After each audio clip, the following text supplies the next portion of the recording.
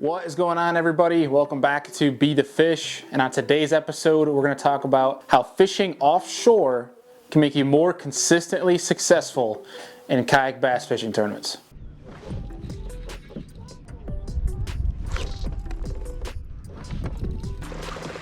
There we go.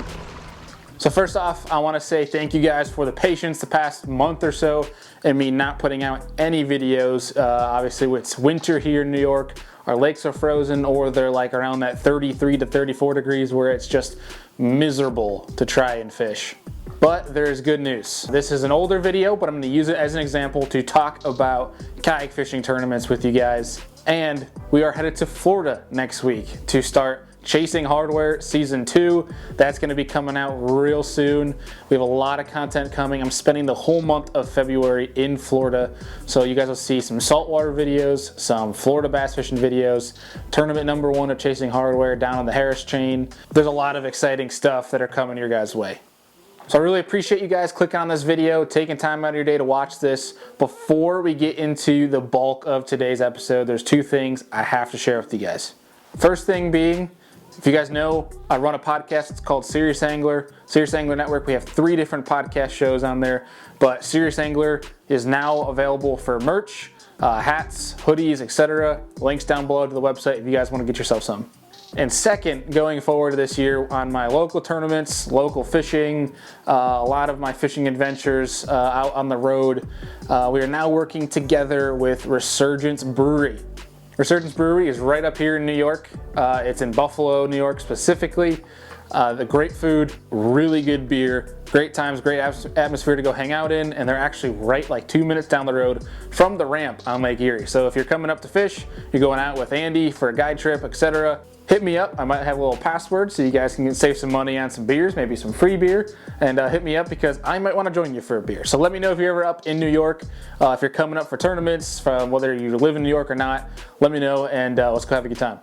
But just about mostly every videos that we do tournament-wise in New York, we're going to wrap things up with the Resurgence beer and recap our day to talk to you guys full in depth of my game plan. I know a bunch of you guys like the recaps after the tournament videos, so look ahead to that for this coming year. But let's get into the bulk of today's show. We're talking about why I think personally that fishing offshore helps you be more consistently successful in kayak fishing tournaments. Now, I'm talking successful in regards to putting you in that top 10, top 5, pending how many anglers are in the event. Now, I want to put asterisks on this in that this doesn't apply to every single lake around the country. You're going to have your exceptions. You're going to have your exceptions to time of year, where there's times where it's just every fish is on the bank and spawning. You know, there's times like that where this doesn't apply. And I'm not talking specifically even winning tournaments. You certainly can do that. I think in my mind, if you can combine offshore and shallow, that is a great way to win, especially one-day tournaments. But really what I'm applying this to is multi-day events from the kayak and be consistently, going after that Angler of the Year race to be at the top as much as you can. Now, there are going to be fishing clips in this. It's not going to be just me talking to you guys at the camera right now, so I will put examples out of a day I had on the water where I backed this stance up. Now, a couple quick reasons why I think this is the case. First and foremost is offshore fish, offshore area spots, hard bottom, etc. They reload much faster than shallow fish do. They can get pressure just like shallow fish, but more than not, those fish, if you give them an hour, 2 hours, or you fish them in the morning, come back in the afternoon, they are fresh, they are reloaded, they're back together, and you can go after them again. Whereas shallow fish, majority of the time, when you beat that bank and you fish those areas, you're either taking resident fish or that day's fish. It takes a day or two, maybe sometimes overnight, could be quicker than that, but it typically takes a lot longer for those shallow fish to reload faster than fish that are offshore. My second reason is that a lot of kayak anglers specifically fish banks. They fish, rivers, they go up creeks. The majority, I'm not gonna say all because there's definitely some really talented anglers that fish offshore on the tournament trails today, but the majority of anglers are fishing banks. They're fishing targeted structure that are close, they're shallow, whereas not many kayak anglers are focused on fishing offshore. So there's typically more fish for you to be able to pick off, more stuff to have to yourself, aka less pressure, which could be fish that are more apt to biting. And again, to reinforce that first point I made about reloading faster, multi-day events, this is exactly what you want, where it can be harder to pick out shallow water areas that, one, don't reload, so you have to have multiple different areas, which means you could do more, it might mean more travel time going to each spot, and you're guessing from one day to the next if those spots are going to fire. Whereas offshore fish, they can reload throughout the day, and typically if you give them overnight, they're going to be fresh again that next day for the most part. And lastly, shallow fish are much more susceptible to weather changes, changes within the lake, different conditions than offshore fish are. Typically offshore fish are a little bit deeper than those shallow fish for the most part, and they're way less affected by weather patterns, changes in the lake, etc. It takes a lot longer for those fish to get adapted to what is going on. Therefore, they're going to stay put a little bit longer than those fish that are up shallow. So that's my reasons. That's what my thinking is. Let's get into a day on the water to show you guys why I think this. So on this day, I went out to a lake we have here in New York that has a lot of docks on it, but also has fish that set up offshore to really put this to the test. You can catch some fish shallow on docks, but typically the dock bite does not heat up until about 10 o'clock or so. Really once the sun's been up and able to put more shade on the docks to let those fish set up correctly. You can still catch them, you know, early morning when there's shade along the bank, but it's way easier towards later in the day because they're condensed in those shade lines that the docks provide, a little bit grouped up tighter, and you can have basically your areas of attack are highlighted essentially. So on this day, I started out offshore and immediately started getting bit. Basically what it is a grass flat that has some spaces where there's no grass in it. They're hard spots, and these fish sit on the edges of the grass. When you drag a bait through it, they use that as an ambush point, and they come out of the grass, eat your bait. I was throwing a mix of a Berkley Max and Kingtail, as well as dragging a Berkley Speed Boss, which is kind of just like a twin-tailed worm, like a speed worm essentially, through that hard spot. Cast into the grass, drag into the hard spot, drag into the grass a little bit. If you don't get bit, reel back, do it again. Started catching fish and started catching good ones. All the fish I caught offshore on this spot were all over 4 pounds.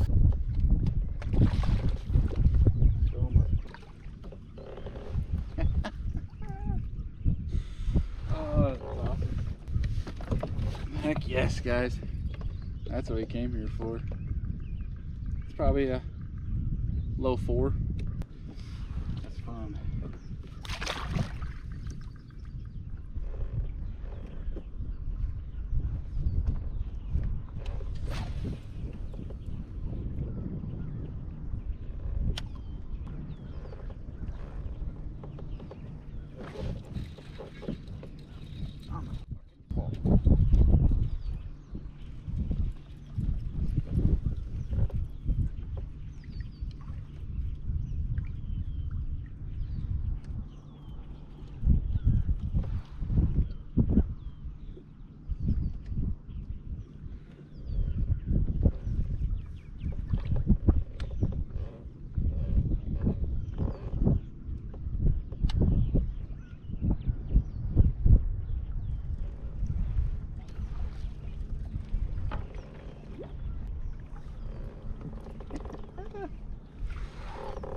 Fun.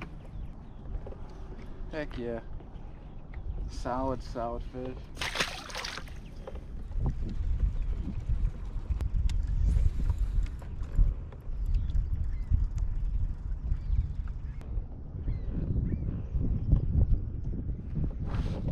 That was sick.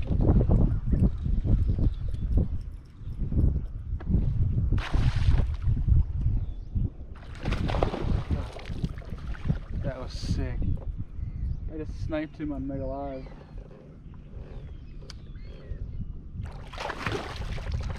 Watched him go down to it. Just picked up my line slack and he was there. That was so cool. Come here, big mama. Heck yeah.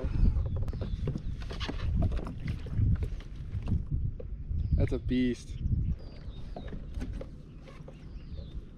She's been eating good too. Oh, I love it. I love it. That's on that new Berkley Speed Boss. I shouldn't say new, it's been out for about a year. Literally saw her suspended on Mega Live. Threw out to her, watched her go down with it. Picked up my line slack and was just whoop, whoop. So as it slowed down, I did pick up my stuff, head shallow. Once that sun started getting up around 9:30, 10 o'clock, went shallow, tried to give a bunch of docks a chance, caught some fish shallow, caught a couple of smaller ones. Typically, shallow is where you're going to get your biggest bites of the day. Offshore, to my experience, where you're gonna catch a lot of really solid fish. You can catch giants offshore, but in my experience, always typically the big bass of the day, you know, your 19 to 21 inchers, depending what it might take, will come up shallow. Now these 4-pound fish though offshore could be anywhere from also 18 to 19 and 19 and a half inches. You know, your 5-pounders could be 20 to 21.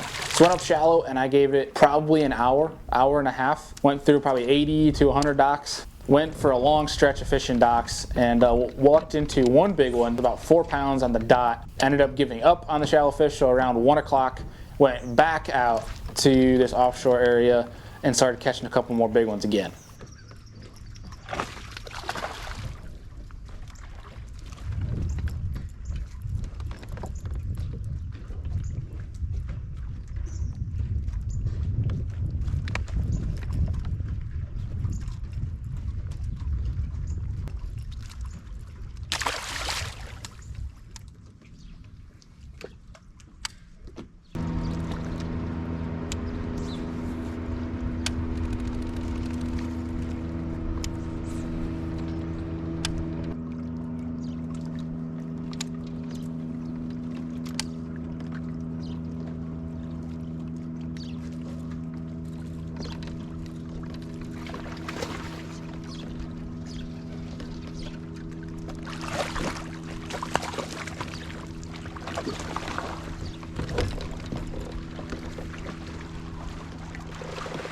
There we go. There's no meathead right there. Look at that sucker. He's thick. Big old head on him, but he's got like an inverted belly. That's probably, I bet you that's 4 pounds. 4 on the dot. 4-0. Sweet.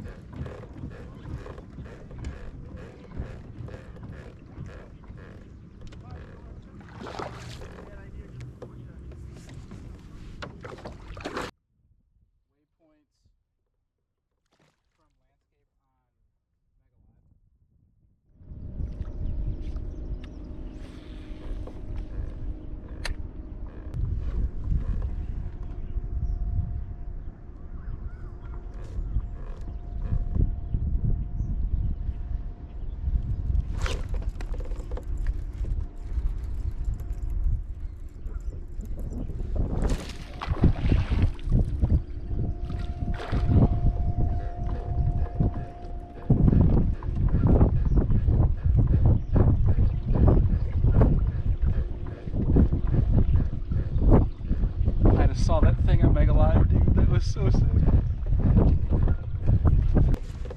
Look at that one, guys. Tubby. So to wrap it up, caught those fish offshore and about 2:30 ended up getting off the lake, and in total I probably had around 94 to 95 inches on the day, with, you know, the one big one up shallow definitely factoring into my bag, but I probably had 92 to 93 inches strictly just fish offshore. And for guys, if you're on the boat, though, that's probably, I think I probably had 21 to 22 pounds roughly. So again, reinforcing what I was saying earlier, where I think if, especially one-day tournaments, or you can even say this for multi-day tournaments, that if you're gonna go for a win, I think you need to have a combination of offshore and shallow. Because typically, again, like in my personal opinion, I think your biggest fish of the day is gonna come shallow, but your consistent large bag is going to come offshore. I think that that's what this proved. So I think if you're looking to be consistently more successful in kayak tournaments, if the application applies and you're comfortable doing it, it's a great thing to practice, trying to get confidence of. trying to find fish offshore, finding how they relate, because typically, in most cases, those are the most unpressured fish. Now, that may change now with some technology. Technology might push more people offshore, make those fish more pressured, and we might see in a couple of years where these shallow fish become unpressured. But I think to be more consistently cashing checks, doing well in tournaments, chasing Angler of the Year, qualifying for championship events, offshore is a really great way to do it, to be more consistently successful than being on the bank all day. I hope that made sense. I hope you guys enjoyed it. Let me know if you agree, if you disagree. If you disagree, let me know why. I want to talk about it. It'll be a great conversation.